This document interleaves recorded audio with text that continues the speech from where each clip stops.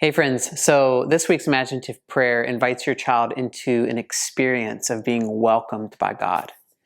The story of Zacchaeus is a Sunday school favorite, and it demonstrates the heart of God through the willingness of Jesus to pick out the one guy in the crowd that nobody really wants to be around, and then to invite himself to dinner at that guy's house.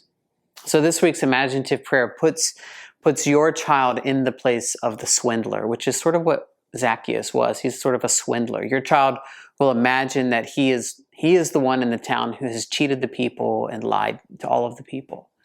So by identifying with the sinner in the story, we're helping your child understand and experience perhaps of how their own sin stands in relation to the reality of the welcome of God.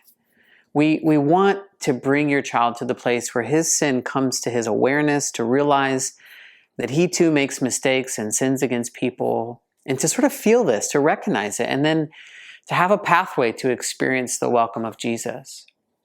I think sometimes our religious environments create anxiety for kids around making mistakes. But what we really need to do is we need to create an environment where making mistakes is normalized, where grace is so powerful in community and in our homes that making mistakes doesn't fill us with so much anxiety and fear. Like, this is something that we've really tried to do hard in our home, very imperfectly, but we've tried to create an environment that everybody knows and expects one another to mess up, to sin, to sort of behave badly from time to time. And if this is the expectation, then we aren't surprised when someone loses their temper or speaks unkindly. I mean, sure, some of those behaviors are not okay, but it shouldn't surprise us. So God's posture towards everyone is a posture of welcome. And yet, so often, we think God is more preoccupied with sin than he is with the welcome of sinners. And it's this welcome of God, the kindness of God, that leads to repentance. So while our imaginative prayer this week doesn't lead your child through the process of repentance, that's actually next week, we're trying to begin to sow a seed for your child that connects feelings of shame and unworthiness to God's welcome. Like, what if feelings of unworthiness were a trigger for your child to come into the welcoming arms of God?